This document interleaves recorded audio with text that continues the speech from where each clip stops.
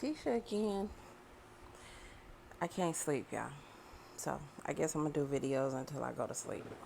Um, there was one thing is because I was looking at refreshments on a refresher news segment, and it was talking about the coronavirus, how it's in 12 um, facilities, and um, I guess two or three residents have died. I just want to say this, and whomever this gets across, if you know somebody, refer this to this person. All I want to do is get my message across. Um, I need you guys to know the long-term care facilities are not always thoroughly clean. Okay, they're not. I have seen issues where there's patients that have coughed and they get suctioned. With the suction machine, they put water in it and they suction the mucus out of people's throat. They allow this to sit near the bedside. They never empty them. Convalescent homes are particularly tormented, and a lot of stuff goes on at night. I have reported this to DHS, and I don't know what it is, why they get past this, but they do. A lot of stuff goes on. You know, um, I have seen people with a cough, and they'll say, "Oh, we're just gonna monitor them." And they give them uh, Tylenol for fever, but they still got this cough, and they cough, and they give it, and there's no PPEs in a facility. There's no masks. There's no gloves hardly. There's no if there's gloves, there's minimal supply of gloves that's been open and people touch. I have seen the mask inside the room instead of outside the room. I have seen isolation gowns and stuff inside the room instead of outside the room. Anybody in the healthcare know I've been in this field a long time. I'm retired from it. They know that anything of isolation never goes in the room with you to stay. It comes out and it has to be separated from anything else. It's not gonna stop. You're gonna see a continuous spread in this because they turn down lights, they turn down the air conditions, things are not properly cleaned. I've have seen a housekeeper wash the residents' clothes with the mop she used to wash the floor with. Not that I'm a bigot and I'm racist on issues with people being generalized as um housekeeping. I worked in housekeeping many years, so there's no label on who can be that person to work on housekeeping. Um, but most of the people that work in housekeeping that I've seen in the places I worked generally don't speak too much good English, so they color code. If you can't read the labels, how can you clean?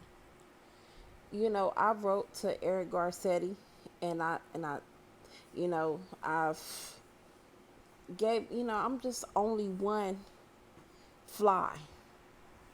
How should I say it? I'm one to blossom. I can only give you my input, and I'm reaching out through these videos, hoping that these people realize. I don't like I said, it hasn't always been the worst case scenario with me in healthcare. It hasn't always been a worst case scenario with me in long term care. But through the years, I have realized, as a mandated reporter by the state of California, which you do take the test and you take an oath that you are supposed to report anything of elder abuse. You got the financial abuse, threat, verbal, and all that kind of stuff. Those is seven or nine things of abuse. These places do not acknowledge this. They will acknowledge this while the public health officials are there. But behind closed doors is not what it seems. It will continue to spread. Today is April 2nd, 2020. If these hospitals and convalescents are not cleaned, it's going to spread. It's going to spread. This is, although, because my thing is they need better training in these places. The training, the people, they don't wash their hands. They don't use masks. When they suction people, they don't use masks. I have seen them put a mask over a patient to cover their mouth so they won't have to suction them. It's not gonna, they need better, how about a better training? The only thing they worry about is charting, and charting. So Medi-Cal and Medicare can pay them. And I'm telling you, I've seen it, from every day. I'm coming with until somebody hears me. Somebody gets this message across to some kind of public officials and let them know what in fact is going on. I will stand in front of anybody and acknowledge that I bet you by next week it will spread in convalescence because there's no adequate training. Do you know this is the biggest, quickest, fastest field to get a check in? A caregiver is everybody. From LVN to CNA to RN, we're all caregivers. You have RNs that sit and go to convalescence. I don't even know why they go to convalescence.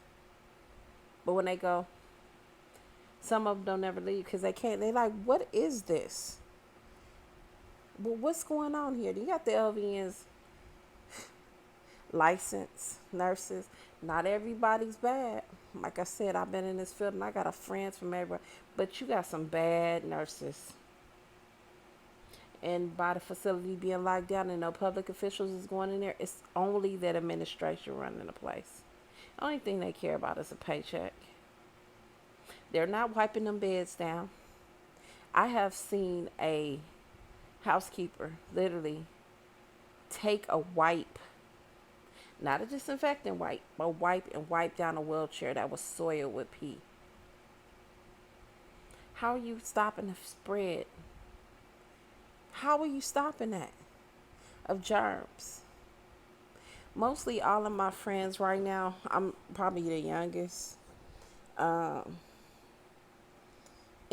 They left. They took leave for the coronavirus because they are in fear. It's not properly clean. Right now, I was told they don't have proper PPEs. And we all know every time you use a mask, if it gets wet, you have to change it. You cannot use one mask for for every room. You have to use a mask per patient. And my thing was, when you go in front of the state of California, they tell you that isolation precautions are only used for isolated individuals. So if you have one mask for 15 individuals, it's going to get soiled. It's going to get contaminated. It's bad. You're supposed to throw it away. Now, they have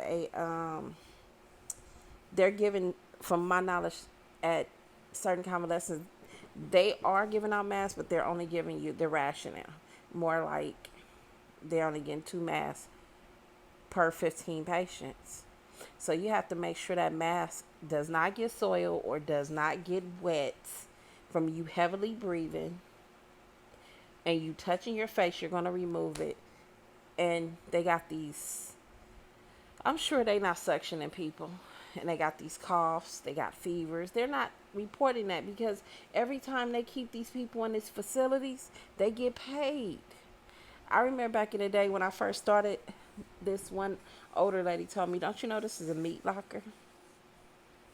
They bring the meat in and they take the meat out. And now I understand what she says. So every time I give you a message or a video, it's not for my behalf, it's for the betterment. Because honestly, I am scarred. I thought standing in that field, I was gonna be able to better anybody. I took the initiative to actually going to school, and I said, no, I can't. So, if you could share my video with anybody, any questions, I'll be more than happy to ask. I just want to let the world know. Please, all convalescent homes are not bad. All long-term care facilities are not bad, but I beg you to please monitor your loved ones. Public officials, go in there and see what they're doing day in, day out, from 7 to 3, 3 to 11, 11 to 7. Make sure hand washing procedures are taken in place. Make sure PPEs are intact. Make sure the facilities are clean. Make sure the beds are clean. Please, I beg you. Anybody hearing this video, please share it. I beg you.